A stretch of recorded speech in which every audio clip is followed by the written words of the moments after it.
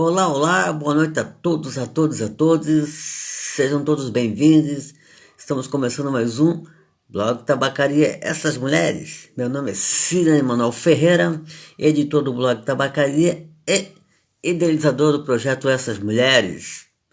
Hoje eu vou ter o prazer de conversar com a grande escritora, poeta, radialista Graziela Brum. Vai ser uma conversa maravilhosa. Ela que também é criadora da residência artística Campo de Eliantos. Vai ser uma conversa maravilhosa. Eu, Beatriz Aquino, seja bem-vindo. Graziela, seja bem-vindo, já vou te chamá-la. Só aguarda um pouquinho. Galeria Detalhes, seja bem-vinda. Daqui a pouco já vou chamar a nossa convidada. Só um minutinho, só vamos fazer aquelas práticas protocolares que vocês no começo da live. Mas já já chamo a nossa convidada para o nosso bate-papo. Sejam todos bem-vindos. Aqui.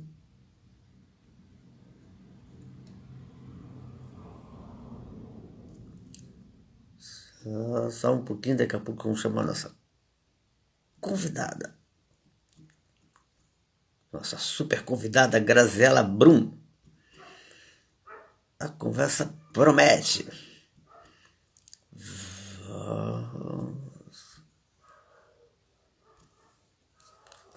Aí, vamos chamar a nossa convidada.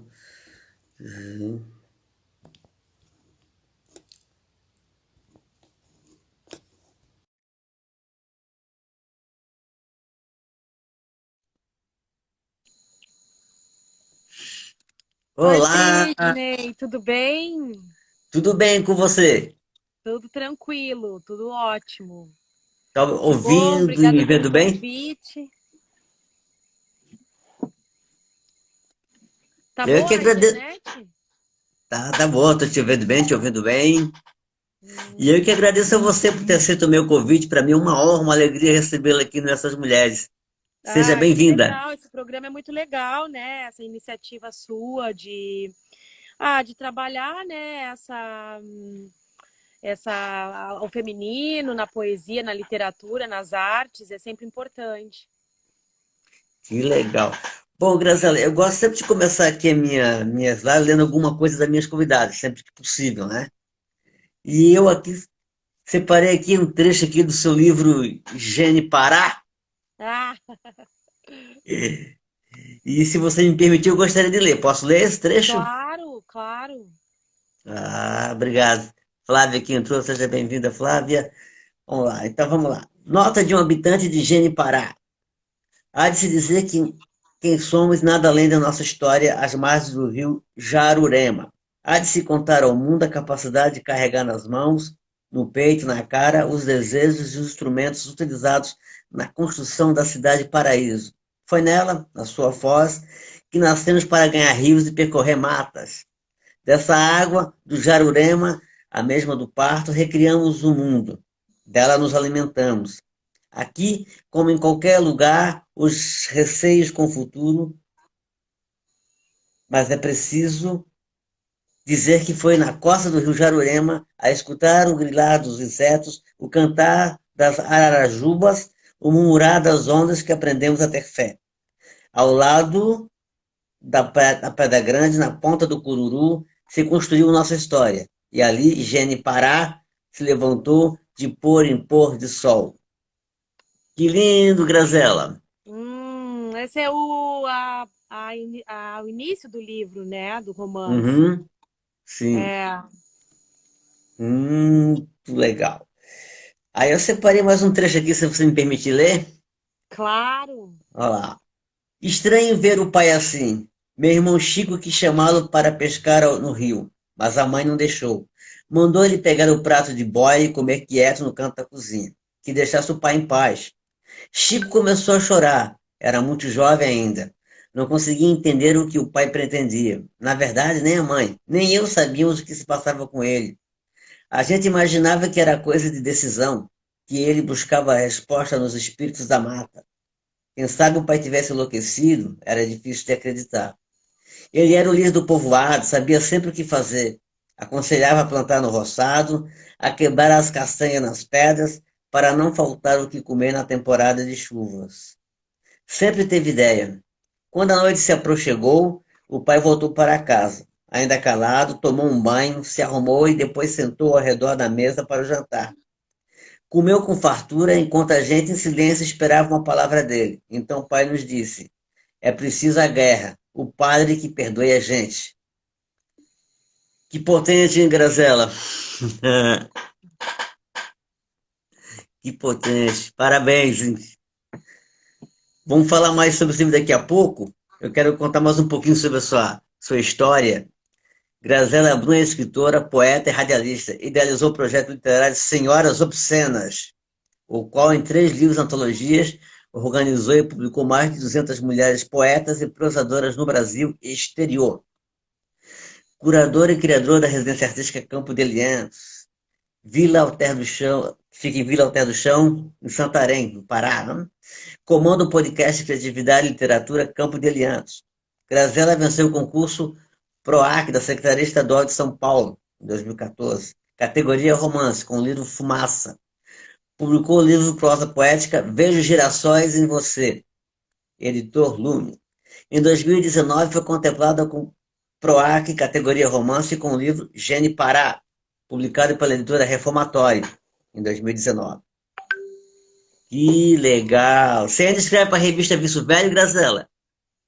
Escrevo para Vício Velho, agora estou com a minha coluna um pouco parada, faz uns 5 meses que eu não consigo escrever, que eu estou com muitas atividades aqui, mas eu escrevo sobre criatividade, sobre literatura, escrevo sobre o processo criativo, né? Como que esse processo criativo acontece.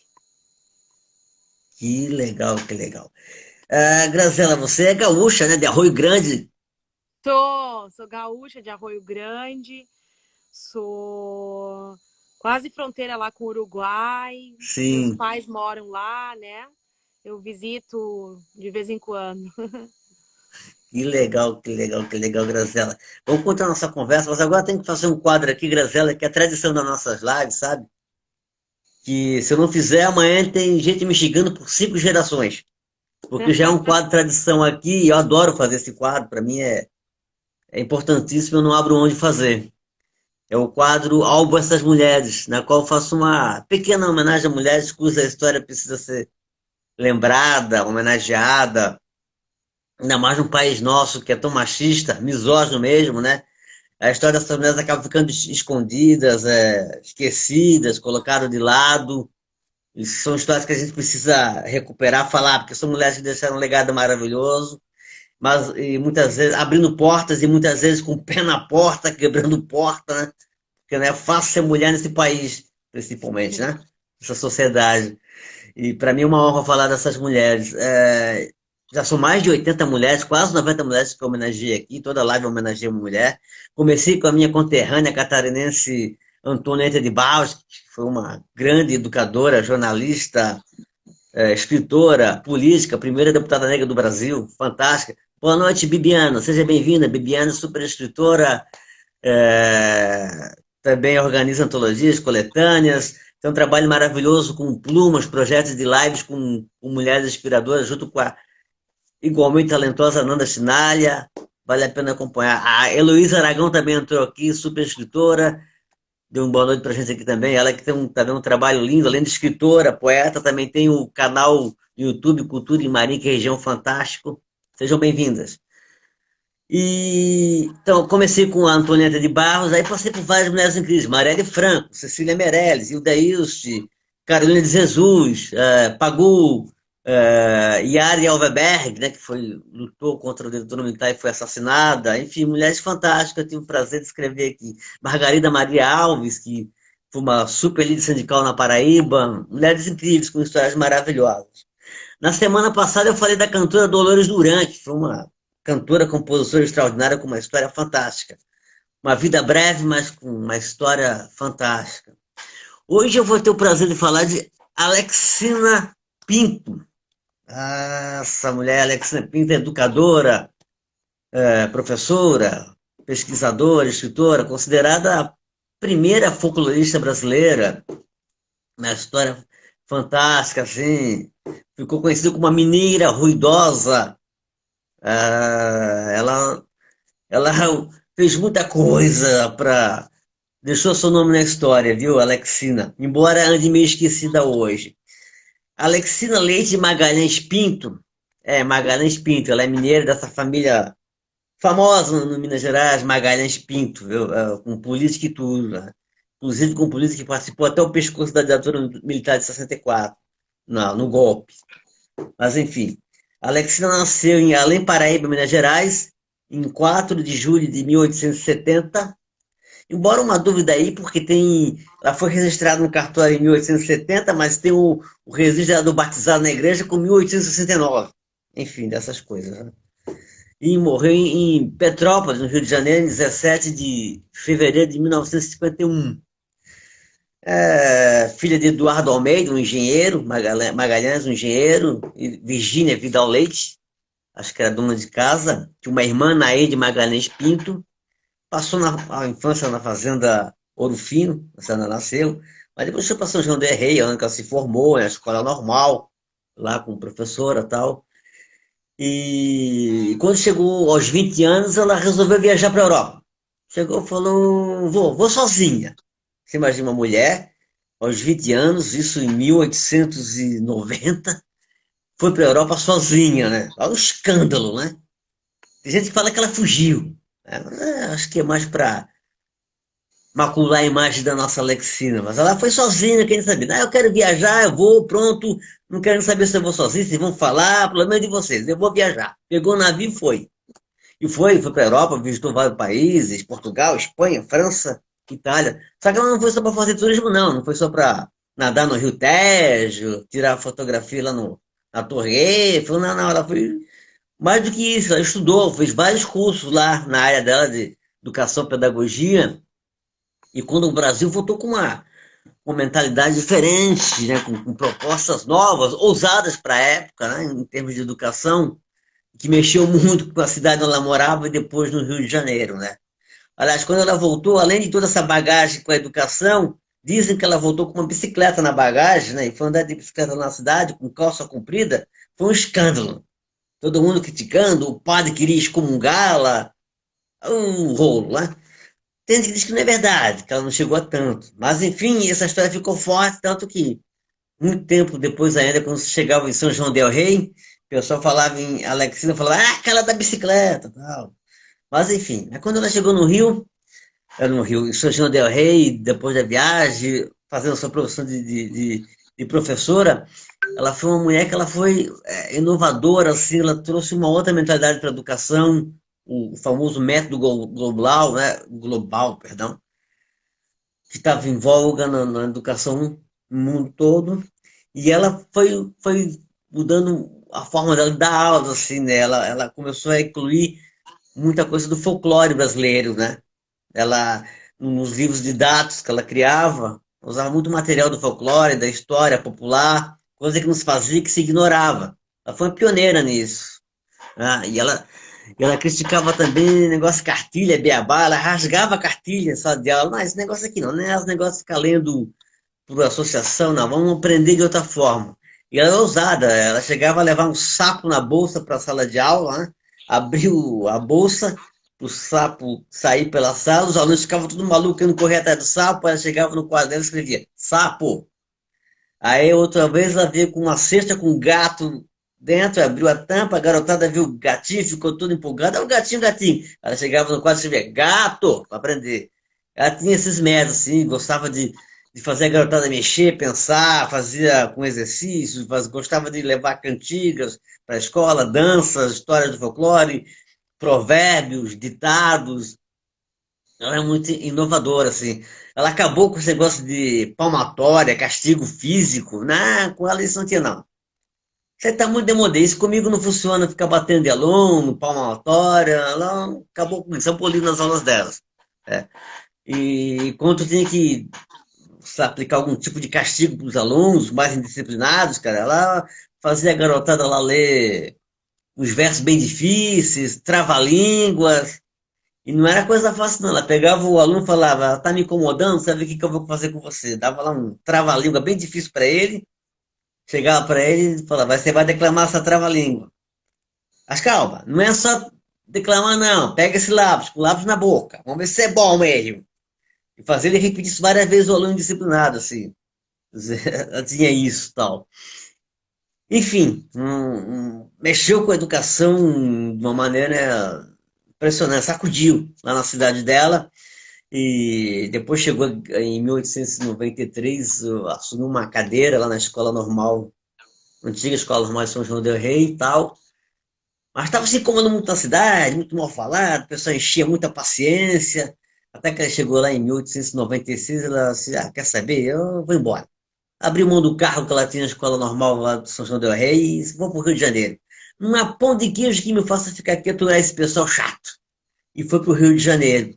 E lá lecionou por 20 anos na Escola Normal do Rio de Janeiro, com os seus mesmos métodos, com as suas pesquisas, lançando livros sobre folclore. Trabalho fantástico, fundamental, assim. Ela foi professora, inclusive, de Cecília Meirelles, tem uma ideia, na escola normal, né? E ela, a Alexandra, que já defendia uma literatura que tinha que existir, tinha que ser criada uma literatura nacional voltada para o público infantil, espaços para o público infantil, bibliotecas para o público infantil, né? Interessante que a gente fala isso, porque a Cecília Meirelles foi a primeira pessoa a criar, foi a que criou a primeira biblioteca infantil no Brasil, no Rio de Janeiro, né? Quer dizer, a Alexina foi uma grande inspiração, com certeza, para nossa Cecília Meirelles. E a Alexina fez esse trabalho mais de 20 anos, lançando livros e tal, até que em 2015, infelizmente, ela teve surdez, que acabou fazendo que ela fosse obrigada a abandonar o magistério. Isso foi um choque para a Alexina, isso foi em 2015. E aí, em 2016, ainda lançou um livro sobre cantigas e danças, cantigas populares e danças populares, em 2016. Mas foi afastando do que ela fazia, da pesquisa, por causa dessa surdez, do magistério, isso abalou muito. Ficou, pode-se dizer, depressiva a Alexina, né? Aí, até que em 1921, começo de 1921, fevereiro, ela estava num passeio até para tentar desanuviar as ideias, né? Ela estava nessa fase muito para baixo, por causa desse afastamento dela do magistério. Ela foi passear para Petrópolis e tal, e estava perto de uma ferrovia, de uma trilha, como estava com problema de surdez, ela não escutou o trem vindo, o trem veio e acabou arrastando um bom pedaço e acabou virando estrela nesse dia, né? E a Alexina Pinto foi uma mulher fantástica, mas nem quando morreu teve reconhecimento dos seus pais, assim, né? Quando ela morreu saiu uma notinha lá que o governo de Minas Gerais falou, mas nada lisonjeiro, foi mais uma coisa assim para dizer, ah, tenho que falar, já que é de uma família importante, mas uma mulher que não vale a pena, segundo a cabeça deles, né? Aí em 1970, ano do centenário dela, a pessoa chegou a falar algumas revistas, alguns jornais, mas sempre com desdém, sempre falando uma coisa meio não, falando mal mesmo dela, não valorizando o que ela fez. A Prefeitura de São João del Rei, até aproveitando que tinha acabado de ser publicado livros delas de folclore na Europa, França e Portugal, resolveu fazer. Ah, já que ela tá com o nome em alta na Europa, vamos deixar passar esse negócio batido, vamos fazer aquilo, vamos festejar o centenário dela. Tal, mas a população, grande parte, virou a cara para eles. Não, Alex, essa mulher não. Uma depravada, nem tá falando dela. Enfim, né? Tudo que a mulher passa, né? E é isso, Alex Napino deixou um legado fantástico, maravilhoso, incrível. É, vindo de uma família conservadora, política, mas ela deixou o legado dela, a história com muita força, com muita percepção do país que ela vivia. Alexina Pinto, presente. Não sei se quer fazer algum comentário, fica à vontade, Gazela. Não, eu conheci há pouco, estou conhecendo a história dela agora com mais detalhes, já tinha escutado alguma vez alguma coisa, mas eu não sabia muito da história, da vida dela. Uhum. Mas eu Oi? acho impressionante, assim, que... Tá escutando bem? Tô escutando. Acho impressionante, assim, como essas histórias se repetem, né? De Hum. mulheres, assim, que tiveram algum reconhecimento. Sempre me lembro da Gilca Machado, Sim. toda a história da Gilca, de tudo que ela produziu e não foi reconhecido, né? Ela teve até uma certa visibilidade, parece que um pouco melhor do que ela, do que essa, mas mesmo assim é sempre uma dificuldade para a mulher, né? Não sei se agora a Sim. gente está com mais visibilidade, existem mais projetos que valorizam, mas mesmo assim é um pouco, ainda é existe uma dificuldade de ingressar nesse cenário cultural, né? Ah, sim, né? Sempre, sempre. A Chico Machado, você falou, eu já falei aqui no álbum dessas mulheres, uma história fantástica também, muita luta, Chico Machado. E é isso, né? Ainda a gente tem a gente tem evoluído, mas ainda tem muito ainda a conquistar, né? Sociedade que a gente viu, como eu falei aqui no começo, machista, misógina, e com esse governo atual, então, meu Deus, piora, né, Grazela? Mas enfim, é isso. Vamos na luta, vamos continuar, né? Grazela, como é que uma gaúcha de Arroio Grande foi parar no Pará? Que história fantástica, hein? Ah, não sei se será? Você está falando de uma poeta, de uma artista aí que também pegou e foi viajar. Eu acho que faz parte do contexto de quem é curioso, de quem quer sair dos seus próprios, avaliar outras possibilidades, né, de existência, de existir, de estilo de vida. Acho que não é tão assim. Acho que é porque a gente está sabendo mais da minha vida por causa do Instagram, né? Mas acho que é Uhum. bem comum, inclusive, as artistas tomarem rumos diferentes e saírem dos seus locais de origem e desbravarem. Eu acredito muito no deslocamento como prática poética, como encontro, como percepções, né? Então, acho que foi natural a minha vinda para cá. Foi natural no sentido de foi um desejo e eu, como qualquer artista, fui atrás do meu desejo, né? Um desejo da Amazônia, o desejo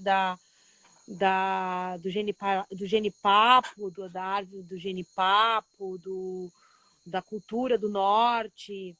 O Brasil todo me interessa, na verdade, né? Agora eu tô no norte, o Brasil todo me interessa. Eu gosto muito dessa ideia de morar em outros lugares e poder conviver com a comunidade local e me relacionar com a natureza que me cerca. Gosto muito, Que, Sidney. que legal, Grazela, é isso. E essa sua relação com a literatura já é uma coisa que veio desde criança ou foi uma coisa que pegou mais forte quando mais adulta? Como é que foi?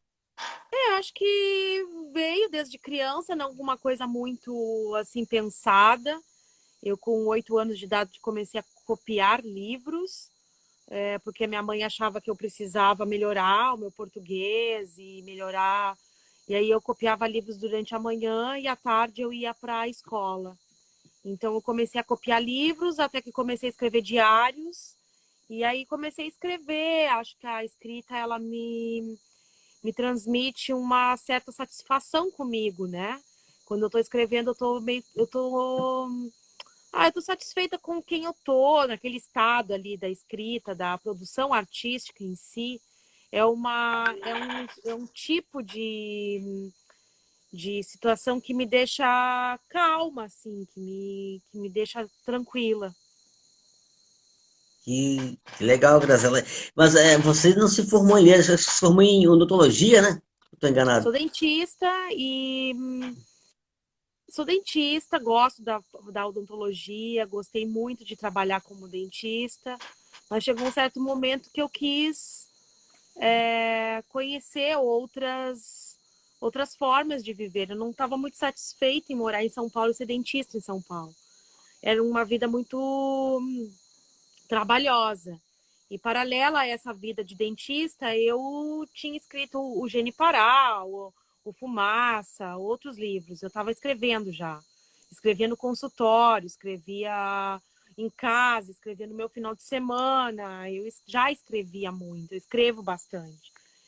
E aí foi isso, foi acontecendo, né? As coisas foram se encaixando para eu mudar a minha vida. Não foi uma coisa que eu planejei. Digo, eu vou em determinado momento mudar e vou virar só escritora. Não, as coisas foram acontecendo. De repente, eu estou numa dúvida se eu quero continuar em São Paulo. Eu quero fazer uma viagem de 1 ano, quero parar de ser dentista. E, de repente, eu ganho um PROAC. E aí as coisas foram sendo, como é que se diz? Foram provando, né? Por elas mesmas que eu poderia fazer a arte. Que legal. E você falando do Gênio Pará, então quando o Gênio Pará aconteceu, você escreveu o livro, você já estava escrevendo, a inspiração veio quando você foi lá pro Amazonas, pro Pará, você já estava escrevendo o livro? É engraçado isso. A Amazônia já me pertencia, né? Eu já fazia um vocabulário, eu já tinha um caderno de vocabulário específico para da Amazônia, com as palavras do norte. Eu já colecionava esse vocabulário e já escrevia como se tivesse no Pará. Eu já escrevia como se tivesse, como se eu já conhecesse, né? E eu já tinha vindo em alguns lugares no norte, mas Alter do Chão comecei a frequentar a partir de 2015, que eu comecei a frequentar Alter do Chão. 2015 não, 2014. E aí comecei a frequentar e comecei a frequentar e vir para cá, mas eu já estava escrevendo. Eu já escrevia, já estava com o texto bem adiantado. Só que eu não tinha me dado conta que eu estava falando de Altar do Chão. Até que um dia eu fui fazer uma pesquisa, encontrei Altar do Chão e vim. No outro dia eu peguei o outro dia eu comprei a passagem. E já comprei, já vim e já comecei a frequentar a vila, assim, com uma certa regularidade. Que legal. E a história do Gênio Pará é a história de uma fundação de uma cidade fictícia, né? Mas que conta toda essa realidade aí do Pará, das questões de terras, né? Dos grileiros, dos políticos corruptos que estão ali, toda aquela. Sim. Tudo que a gente O sabe, né? Genipará, ele trabalha, né, no meu imaginário, mas trabalha alguns personagens que eu fui encontrando na minha própria imaginação e também durante as minhas travessias. Eu fui encontrando esses personagens, eu fui buscando esses lugares e aí eu fui construindo essa história, né? Que legal, que legal. O Gênio Pará é um livro que a gente consegue ainda comprar, consegue Sim, tem na adquirir, Graziela. editora, eu tenho aqui para vender também. É um livro que foi premiado pelo PROAC, como você falou lá no começo, então eu tenho uma certa. Eu consegui distribuir bem esse livro, mas ele ainda tem, né? Eu distribuí em escolas, foi bem grande, assim, o meu trabalho com Genipará. Que legal, Graziela. Então, é só entrar pelo teu Instagram mesmo, pelo perfil, pelo direct ali, que consegue. Sim, pode ser pelo direct ou pela editora, Reformatório, também Que pode. legal, que legal. Parabéns, Graziela. E o Campo de Eliantos, né? Essa residência artística, né? Eu sei que você já me falou que você é admiradora de Hilda Ilse, né? E Tô. ó, Senhoras Obscenas já tá aí para dizer isso, né? Mas o Campo de Eliantos também, que é uma residência artística, a Hilda também criou uma residência artística, a Casa do Sol e tal. Isso te serviu de inspiração também? Ajudou nessa tua criação do Campo de Eliantos? Ou não? São Com coisas que aconteceram. certeza. A Hilda sempre teve no desde que eu conheci a Hilda, eu converso. Eu também tenho uma relação muito próxima com a Hilda, né? Embora não tenha conhecido pessoalmente, fisicamente, a Hilda se manifesta sempre nas coisas que eu estou produzindo, se manifesta nas minhas decisões, dá risada da minha cara quando acontece alguma coisa estranha. A Hilda sempre está nesse lugar comigo, né? Muitas coisas aconteceram entre nós já. Eu acho que a Hilda foi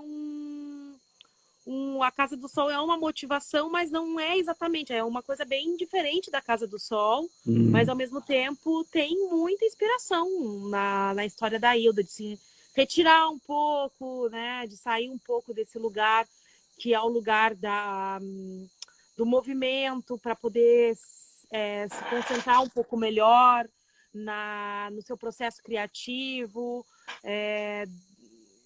tentar entender um pouco melhor como você produz, como que vem os personagens, como que a história aparece, ter essa certa tranquilidade para poder ler o que eu quero, sem o agito do grande centro urbano. O cenário paulista, né?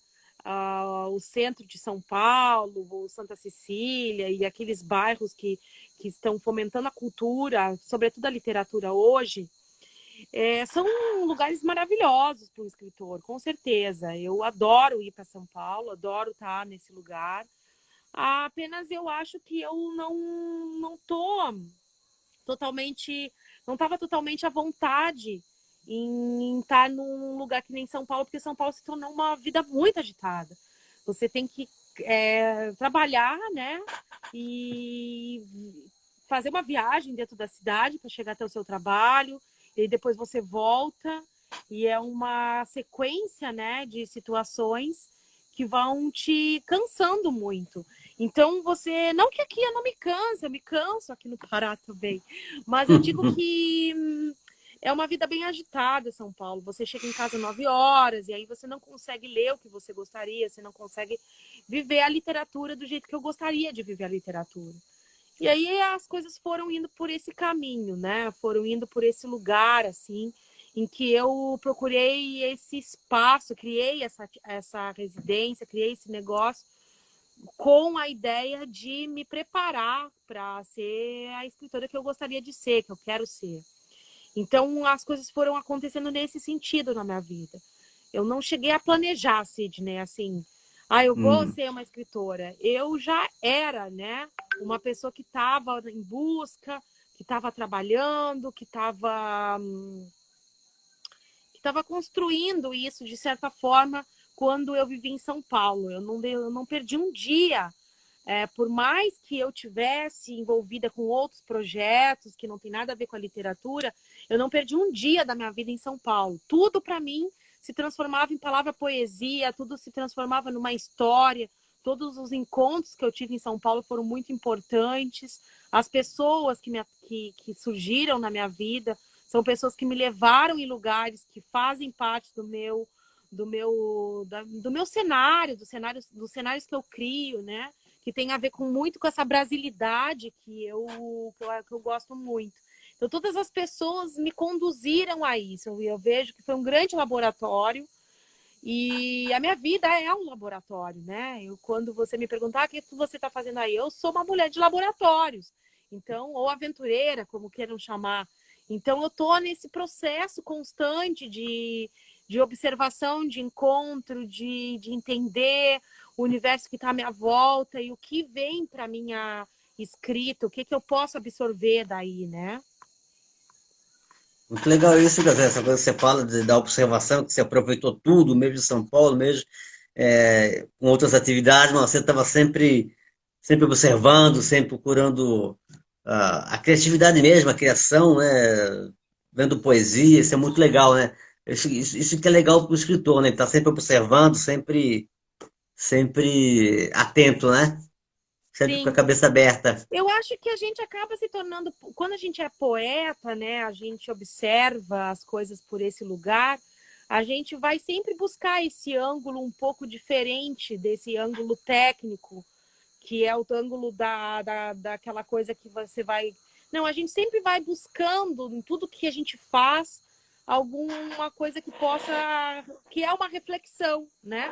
Uma reflexão poética. Não estou dizendo nem que seja uma reflexão filosófica, mas parece que tudo que acontece vai se tornando uma reflexão poética, né?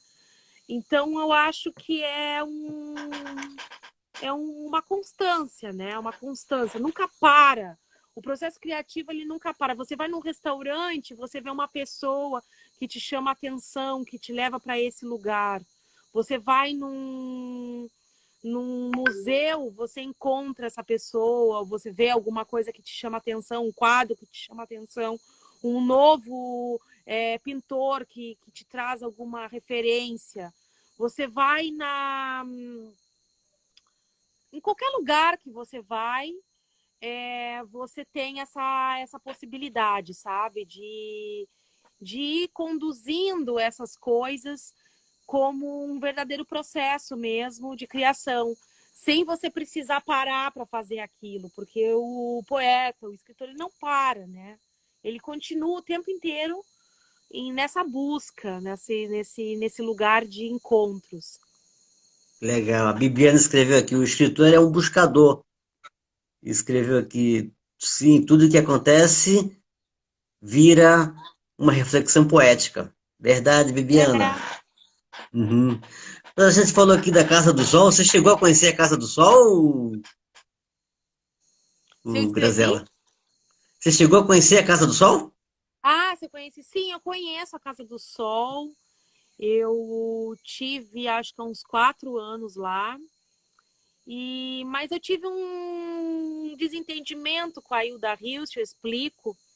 E aí, realmente, eu ia fazer uma residência lá na época. E um dia me acordei no meio da noite, na minha loucura de poeta, né? E vi Hilda na minha cama, sentada nos pés da cama. E me disse, para de me perseguir, vai fazer a tua literatura. E aí eu contei para a curadora da Casa do Sol que tinha acontecido isso. Ela perguntou, o que a Hilda te falou? Eu sonhei com a Hilda essa noite, acordei, vi ela sentada na cama e tal, tive uma conversa com ela. Ela, tá, legal. O que ela te falou? Disse que era para eu parar de perseguir ela, que eu fosse cuidar da minha literatura. Aí ela falou, é a Hilda. É a Hilda, tenho certeza que a Hilda ela é bem o tipo de frase que ela que ela fala. E foi isso, eu acho que foi uma questão de... Eu fui conversando com a Hilda, e aí eu acabei não indo para Casa do Sol para fazer a residência, visitei, mas não cheguei a fazer, né, a residência. O que eu hoje fico pensando, a Hilda ia ia me perturbar, ia ficar lá me falando mil coisas, mas pelo menos eu teria feito essa residência, teria ficado lá, talvez tivesse grandes insights. Mas não aconteceu porque realmente ela tive esse sonho com ela, ou esse encontro meio na madrugada, era 5 da manhã, algum portal ali no Bexiga, onde eu morava, se abriu, e ela passou, e não foi a primeira vez, né? Então essa é a minha loucura, né? A loucura da Graziella como poeta. Eu não vejo Clarice, eu não vejo Gilca. A única que aparece é a Hilda. A única que aparece é a Hilda. E eu tive várias manifestações da Hilda na minha vida já. Na Flip, onde ela foi homenageada, que eu acho que foi a Flip antes da pandemia, eu estava lá e eu fui convidada para um sarau dentro do barco. E eu lembro, assim, de uma poesia da Hilda que falava sobre a lua vermelha. E aí aconteceu que a Hilda, quando estavam declamando Hilda dentro do barco, e de repente aquela lua surge, assim, e eu olhei, assim, e vi aquela lua vermelha imensa do lado do barco. Eu disse assim, essa é a manifestação da Hilda. E não só eu senti isso, muitas pessoas depois, né, nas rodas de poetas, falavam que realmente Hilda tinha se manifestado naquele momento, que era a consagração dela ali, né? 30 anos depois da morte de Hilda, ela se torna uma escritora não tão lida, porque a gente que conhece, que é desse meio aqui, conhece Hilda, mas as pessoas escutam falar de Hilda, mais leitora mesmo, lê a poesia da Hilda, lê a prosa, a Obscena Senhora D, né? Fluxo Poema é outra coisa, né? É uma coisa diferente. Eu acho que as pessoas gostam da Hilda. Mas A Luísa está a escrevendo Hilda aqui. realmente é uma conexão comigo. Ah, fantástica, né, Luísa? Que história fantástica da Grazela. Então, Tava na viva. casa, na casa só não deu tempo nem de fazer uns pedidos lá para a árvore, lá para a figueira, lá. Ah, não, eu tive na Figueira, né? Eu acho que eu senti, sim, mas não cheguei.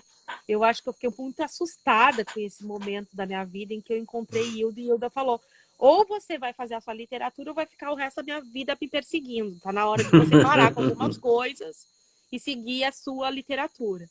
Eu senti que aquilo era um recado importante, sabe? A Olga lá me falou que, olha, a Hilda te mandou um recado mesmo, preste atenção no que ela está dizendo. E aí, a partir disso, eu fiquei, né, fazendo a minha. Eu curto muito a literatura da Hilda, mas eu tento falar um pouco menos dela. Às vezes eu retomo e tal, mas eu tento falar um pouco menos, deixar ela em paz. Que legal, que legal. Falando em Campo de Eliantos, né?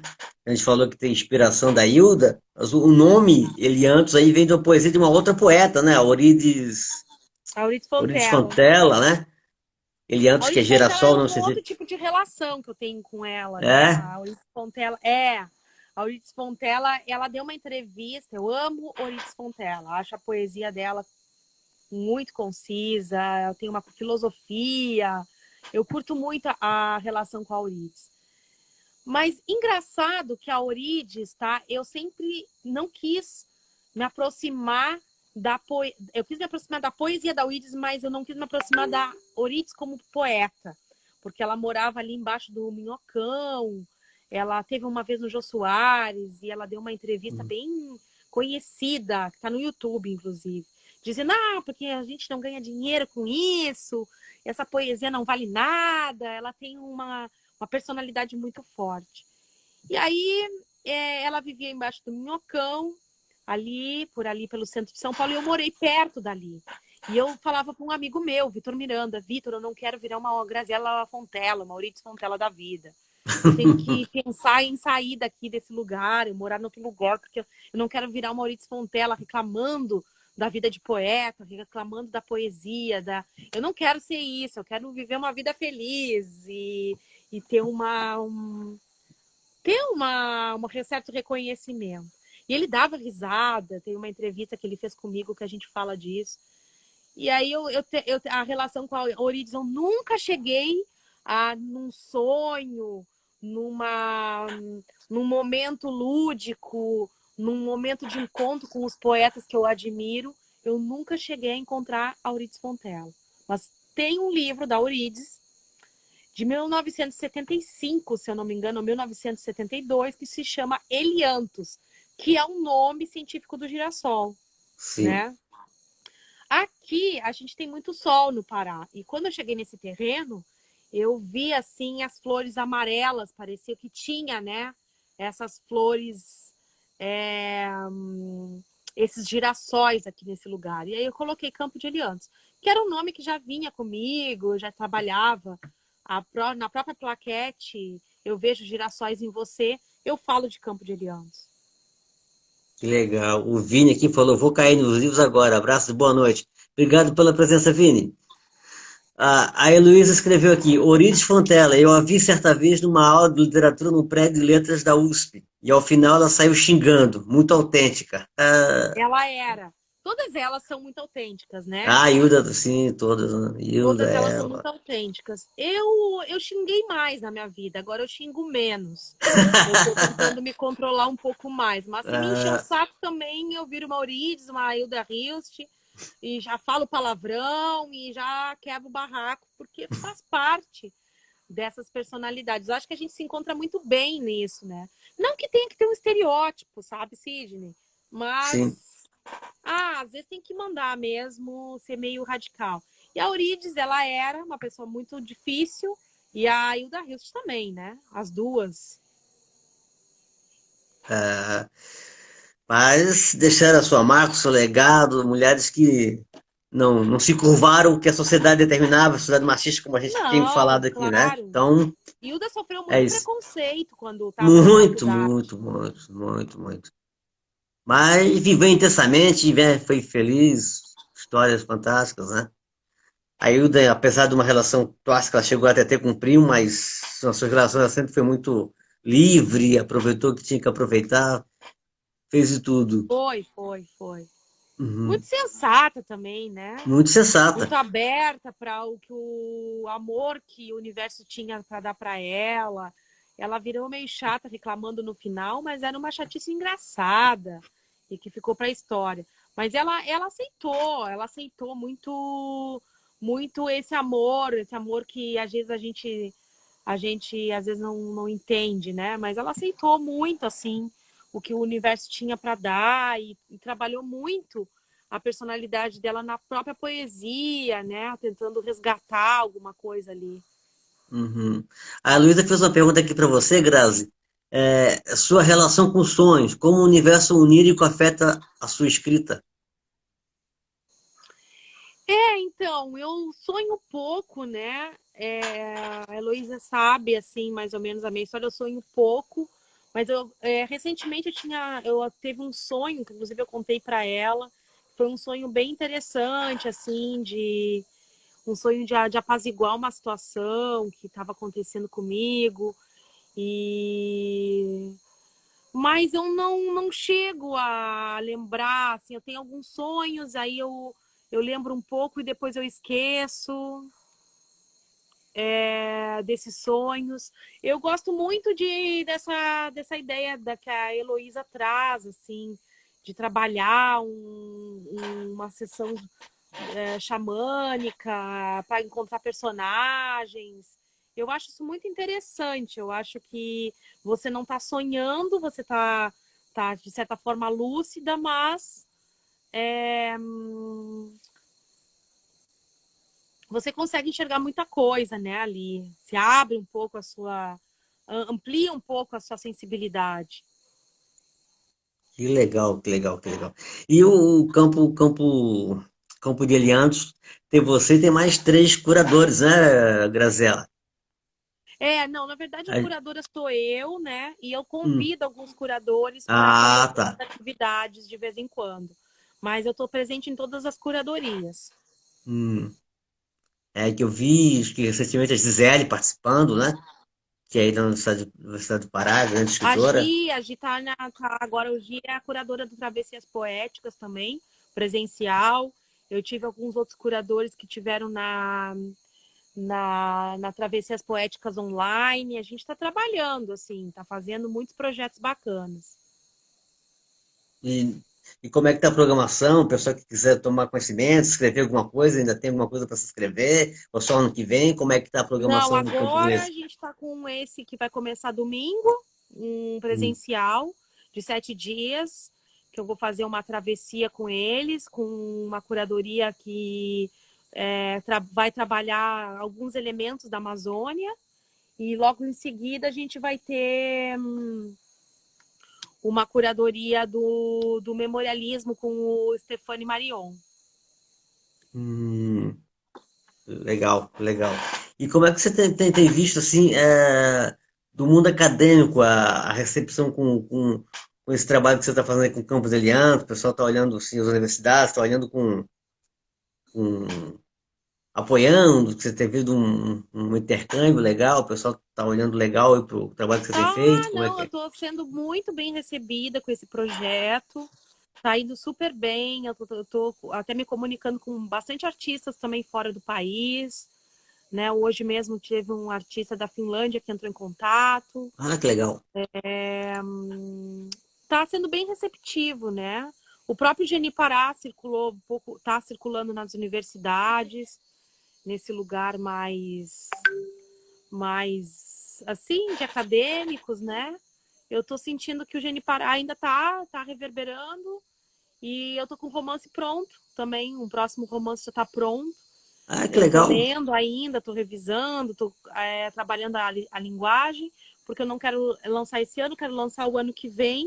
Hum, Mas é isso, tá tudo tranquilo.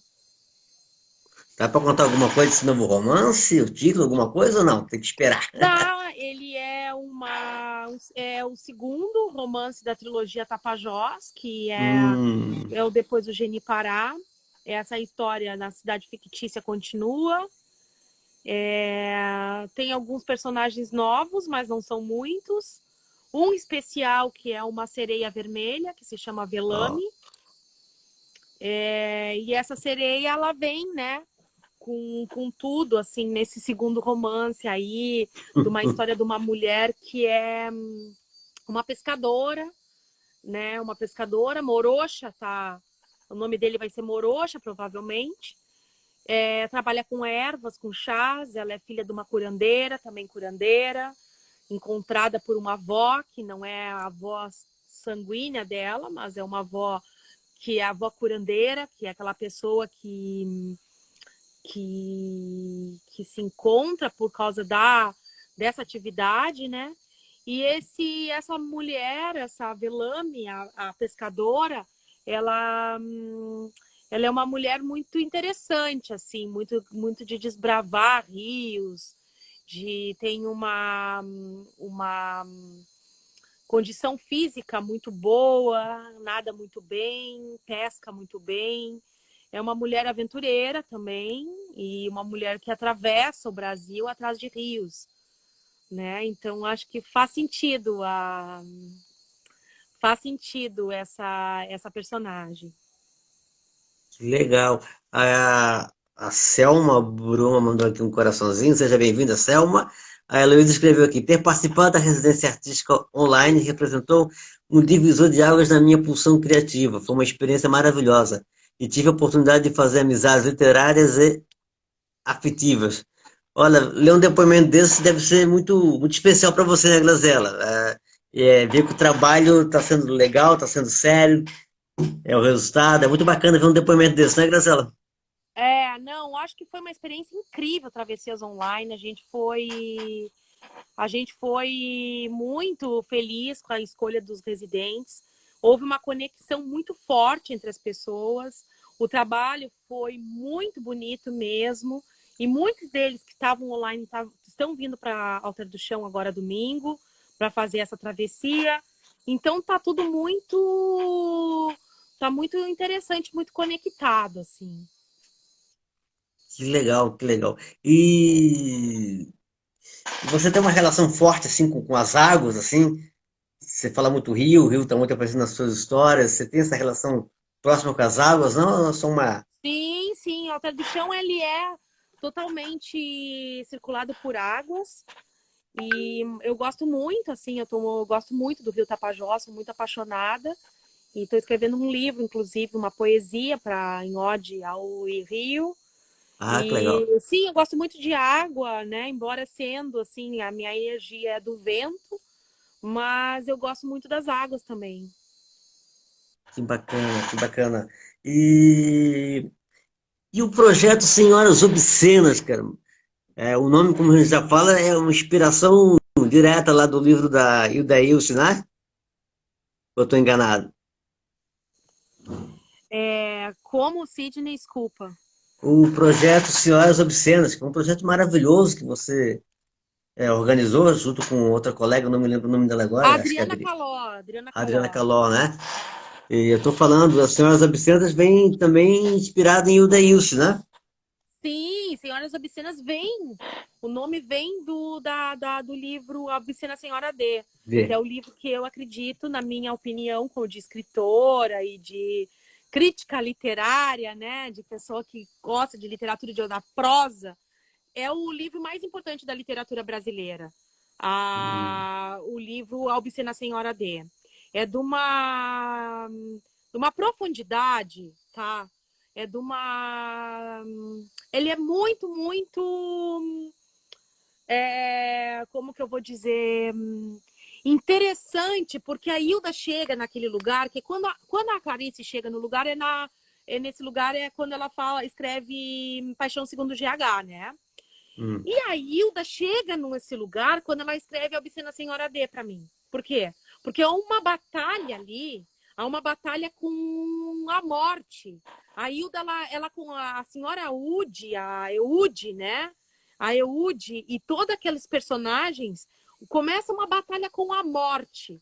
Começa uma batalha dela de sobreviver, de viver esse abandono tão presente até hoje na vida das mulheres. As mulheres sempre são abandonadas. Até hoje a gente vive isso, a gente sabe disso, sabe? Então a Hilda, ela retrata na Obscena Senhora D de uma inteligência, de uma sensibilidade, porque ela não está batalhando contra o seu parceiro, no caso, no tempo da Hilda, nesse texto é um homem, né? Ela não está batalhando contra esse homem que morreu e que ela foi pro vão da escada e aí começa tudo. Ela tá numa batalha, ela tá numa guerra contra a morte dela, porque ela não consegue mais saber se ela quer estar viva com tantos abandonos que nós mulheres sofremos. Essa é uma realidade. Então, a gente é criado até hoje para construir uma relação, uma vida em família, estar junto, presente com pessoas. Acho que Hilda rompeu com isso quando ela fez a Casa do Sol, né? De romper essa instituição social. Mas, tá? No A Obscena Senhora D, ela consegue chegar ali naquele âmago, naquele centro desse sentimento, que é um sentimento que você não sabe, você fica sozinha e você não sabe se essa personagem fica, não sabe se você quer viver ainda. Então ela começa a lutar com essa morte. E parece que é a morte do homem, mas é a própria morte dela na minha concepção. Eu acho esse texto, que me desculpe, Clarice Lispector, Guimarães Rosa, mas é de um brilhantismo, a Obscena Senhora D, é de uma inteligência, é de uma sensibilidade feminina, né? É de uma coisa muito, muito difícil de chegar, porque a gente acaba... eu me identifico, eu sei, eu já li acho que umas 10 vezes esse texto, todas as vezes eu me identifico de uma forma diferente. E aí que tá a grande literatura, né? Quando a gente começa a ler e começa a ver que o texto ele não acaba naquilo, né? Sim. A Luísa escreveu aqui: estar viva diante de tantos abandonos, percepção certeira e aguda. Vou ter que escrever sobre. Grazi, você é mana total de Hilda. É, Concordo. eu Assina embaixo, sou, Luísa. sou. Eu vivi, Hum. né, esses abandonos de uma forma muito interessante com a minha família. Eu tive que foi muito difícil eles aceitarem, né, meu jeito de ver as coisas. E depois eles aceitaram. Hoje está muito incrível a relação que eu tenho com a minha família, deles aceitarem, tá tudo tranquilo, sabe? Uhum. E, bom, é isso. Eu tô feliz, assim, sabe, com isso, essas escolhas. Eu não sou a primeira a fazer essa escolha. Essa artista que você escolheu aí para falar, ela já tinha feito essas escolhas. E antes de mim, muitas mulheres fizeram escolhas muito semelhantes. Só que elas sofreram muito mais do que eu tô sofrendo. Porque eu consegui encontrar dentro dessa minha escolha alternativas em que eu possa sobreviver, que eu possa ter uma vida confortável, né? Uma vida feliz, uma vida de conexão com a natureza, perto de lugares, fazendo viagens. A minha família também abriu a cabeça para isso, então me apoia, então eu não tenho esse peso nas minhas costas mais. Então eu não vou me deixar levar por um rio como a Afonsina ou com Violeta Parra. Eu não vou me deixar levar por esse lugar, sabe, Sidney? Eu vou resistir porque eu não é porque eu sou melhor, é porque eu tô num lugar, eu cheguei num lugar que eu tô mais apoiada. Eu tenho você me entrevistando no Instagram, eu tenho condições de montar uma curadoria e as pessoas chegarem até aqui. Então eu tô, de certa forma, mais apoiada do que o da Hilst, mais apoiada do que a própria Funcina, a própria Violeta Parra, eu, a própria Juca Machado. Eu tô num lugar muito privilegiado se eu for me comparar com as minhas pares, sabe? A Marília Paiva escreveu aqui, porque também o tempo passou, as pessoas evoluíram. Verdade, Marília. Sim, Evoluíram para algumas coisas, né, para Sidney? algumas Acho que coisas, a né? Marília sabe disso. A Marília é mulher, é uma mulher incrível também, poeta. E a gente sabe que evoluiu para algumas coisas, mas outras não, né? A violência contra a mulher parece que nunca foi tão... nunca apareceu tanto na mídia. O que, que foi isso daquela mulher grávida que foi estuprada? O que, que foi isso? Uma menina ficar grávida com 11 anos e uma juíza não ter sensibilidade, né? É, Tá muito, muito... A violência contra a mulher nesse governo parece que ampliou de uma forma que a gente não consegue mais absorver. Normatizou a violência contra a mulher, sabe? o pessoal se sente, sente legitimado a cometer essas violências, né? Expor mais o que sempre fizeram, né? Impressionante isso. Tem a chancela desse governo, né? É impressionante. Sim, sim. É duro para ter uma ideia, esse cara aí que estuprou mulher enfermeiro, né? Que ela estava dando à luz. Essa coisa que me deixa mais maluco, né? Além da própria violência, que já é um negócio horrível, o cara ganha mais seguidores nas redes sociais. É um negócio que eu não consigo. É uma loucura como uma sociedade Parece doente, que né? há um esvaziamento do entendimento do que é uma humanidade. Há um esvaziamento de sentidos. Por isso que a poesia nunca foi tão importante. Por isso que as artes nunca foi... A arte nunca foi tão importante, porque há um esvaziamento de sentidos do que é ser humano, sabe? O ser humano, ele vai no Instagram, ele publica Salve Amazônia, mas essa frase já não tem significado nenhum. Não existe mais significados, há um esvaziamento de sentidos.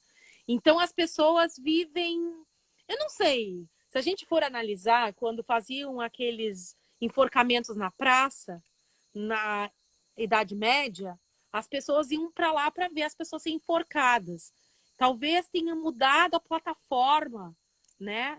A plataforma de observar, de ver a morte do outro, a desgraça do outro. Porque agora a gente está nas redes sociais, a gente vê a desgraça do outro no Instagram, né? Então, talvez seja isso. Mas a minha análise é que parece que há um esvaziamento. Agora também eu estou vendo desse século e da idade desses anos que eu estou vivendo, né? Talvez eu não consiga comparar com a Idade Média ou fazer esse tipo de coisa, mas talvez se comparar com a Idade Média a gente possa ter... Caí aqui, o gato passou em cima do fio. A gente pode ver talvez uma diferença aí, né, Sidney? Sim. Um maior entendimento das pessoas. Eu não sei, eu não sei. Que legal. A Bibiana escreveu aqui: parabéns, realmente é muito difícil viver do que se ama. Desejo muito sucesso na sua jornada. Ah, que linda. Obrigada, Bibiana. É, Marília, um até beijo pra você. Tô esperando a Marília aqui agora. a Ela tá Bibiana vindo é pra cá. gaúcha, viu, A Bibiana? Grazela? A Bibiana é gaúcha de Passo Fundo, só que ela mora em Brasília desde criancinha que ela foi para Brasília, tá lá em Olha, não conheço Brasília. Passo Fundo. Uhum. A Bibiana até me lembrou, você falando desse comentário da sua convidada ontem, do Plumas, projeto que eu falei que ela faz com a Nanda Chinalha, que elas receberam ontem uma artesã argentina que vive no Rio de Janeiro, numa live aqui no Instagram, é isso mesmo, né? Que vive do artesanato, um trabalho lindo, assim, bem, bem isso que você falou aí, Bibiana, que também vale para Grazela. Aí a Marília escreveu aqui, boa, trabalhamos todos os dias. A Marília escreveu aqui, infelizmente algumas pessoas nem se surpreendem mais com a violência. Aí tem esses loucos valorizando os agressores. É isso, é isso. Entrou meu tio aqui, Vilmar de Blumenau, seja bem-vindo, meu tio, boa noite. E tem essa coisa da mulher, Grazela, que também que essa repressão que tem desse controle do corpo da mulher, dos desejos delas, do que envolve a sexualidade, o prazer da mulher, que é sempre olhado para um lado pecaminoso, é sempre ignorado, né? Uma coisa que também colabora para tudo isso, né, Grazela? Eu acho que esse é um tema muito da Gilca Machado, acho que abriu esse na poesia, Uhum. a Gilca inaugura, né? Isso que você está falando. E a partir daí a gente tem poetas maravilhosos, como a Gisele Ribeiro, que é uma pessoa Ótimo. que trabalha a sexualidade, a poesia erótica, a poesia pornográfica. Ela traz muito isso no Instagram e na próprios livros que ela está publicando. Esse último é um livro incrível, né? Mulheres que Suspendem o Recreio. Quer dizer, essa maneira de atuar, eu acho que ainda assim, eu não sei. Eu não sou uma pessoa que consigo. Eu vejo os meus pares acham ela incrível, acham a poesia da Ana Baunilha e outras tantas que fazem poesia erótica, acham bom, acham incrível. Eu não consigo ver as pessoas tendo esse certo desconforto com esse tipo de, com a erotismo, né? Sontag, né? Ela fala, né, da pornografia como um elemento importante, que existe vários tipos de pornografia, é verdade, mas como um elemento importante na constituição da personalidade do ser humano. Então, a pornografia, o erotismo, a pornografia, ela é algo que faz parte dos nossos desejos. Bataille, na história do olho, né? A história do olho, não. É, a história do olho. Ele é um texto incrível, aquele texto, né? Do estranhamento, de uma certa uma percepção erótica muito diferente do que a gente estava acostumado, do que a sociedade. Então, acho que essa coisa do corpo, de você explorar o seu corpo na, na, na poesia, né, na arte, é ainda uma resistência, pode ser ainda uma resistência, mas ela tem que deixar de ser resistência, ela tem que se tornar algo natural, porque faz parte dos nossos desejos, né? O desejo da mulher, do orgasmo feminino, da, da possibilidade de vários parceiros, a possibilidade de parceiros diferentes, né? Do que a sociedade coloca esse mundo hétero e tal. Eu acho que tudo isso é muito legítimo, né? Na sociedade que a gente está agora. Eu sou muito fã, eu adoro erotismo, adoro pornografia, inclusive. Tem um heterônimo que escreve para uma revista brasileira de poesia, que escreve sobre contos eróticos. Agora não estou escrevendo tanto, mas eu trabalho isso, acho muito importante para o escritor se aventurar nesse universo dos seus desejos, né? Porque se o escritor, Sidney, se o escritor não conhece os próprios desejos sexuais, não consegue transmitir para um papel, como que você quer criar uma história com a vida de outra pessoa? Como que você entra se você não conhece você mesmo? Então, o escritor, o primeiro personagem é ele mesmo, né? Ele tem que se colocar nessas histórias e depois buscar esse personagem fora, né? Nessas outras histórias. Então, acho muito, muito importante ainda, e infelizmente tem esses desconfortos ainda, mas fazer o quê, né? A gente está num Qual, mundo mais livre. Existem gente que tem medo, né? Que eu acho que, não sei, eu não conheço. qual o nome do seu heterônimo que você escreve contos eróticos? Hã? O nome do seu heterônimo que você escreve contos eróticos? Esse heterônimo eu não conto, tá, Sidney? Mas é fácil de Ah, descobrir, é só me investigar um pouquinho que você descobre. é? Tá bom então. Sim, sim, sim. Tá certo. Bom, falando nesse assunto, tá em cartaz um filme no cinema, eu ainda não vi, tô louco para ver. Não sei se você viu, que é com a Emma Thompson, Boa Sorte para você, Léo Grande, né? Que é a Ah, história, tá.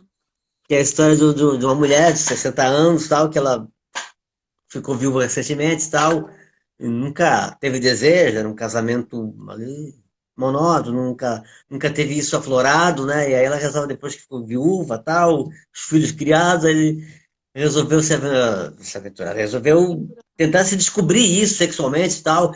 Aí se contrata com um rapaz que é profissional do sexo e tal. A história rola no quarto, e pelas cenas que a gente vê, que a gente lê, é muito bacana. Ainda tem a Emma Thompson, que é uma atriz fantástica, né? E é legal que fala isso, de uma pessoa de uma idade, da mulher com 60 anos, que o pessoal acha que quando chega na cidade morreu, né? É muito bacana Uma mulher também, de né? 60 anos ainda na vida. A gente viu ali. Eu lembro quando teve a polêmica com aquela atriz global que é Hoje é dia de rock, bebê, sabe? Como a Cristina Torlone. Torlone, A Cristiano Cristina Torlone. Torlone falou aquilo quando ela tinha 50 anos. Ela usa jaqueta de couro, calça jeans. E ela é maravilhosa, né? A Cristina Torlone.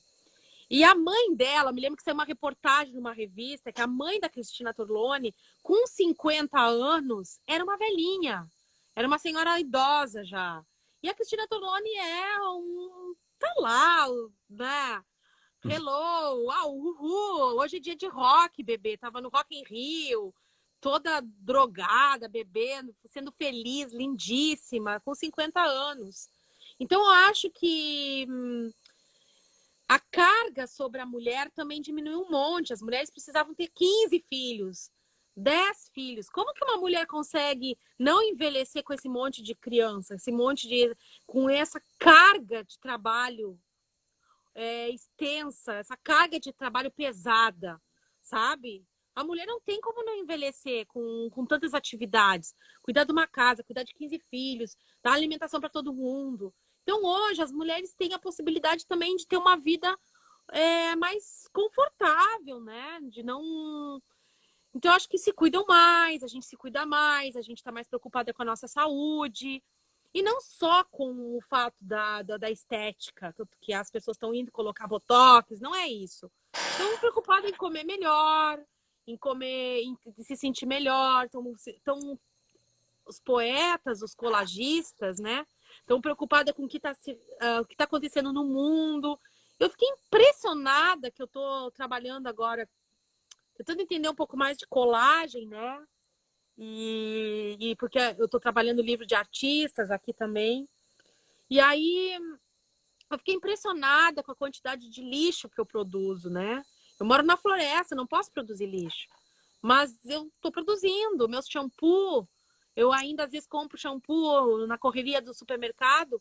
Eu ainda pego embalagens. E onde eu coloco essas embalagens de plástico? Então, tudo nós estamos nos relacionando. A maneira como a gente está se relacionando com o mundo está muito diferente. A gente está se percebendo. Então, eu acho que a mulher está envelhecendo um pouco menos. A gente com 60 anos é muito jovem, Sidney. Essa mulher pode se descobrir, ela pode contratar um profissional do sexo e viver uma experiência sexual maravilhosa. E acho que 60 anos é ainda muito jovem, sabe? Sim, sim, sim, sim. E a que escreveu aqui, a Marisa, ainda bem que você está falando da mulher após os 50, 60.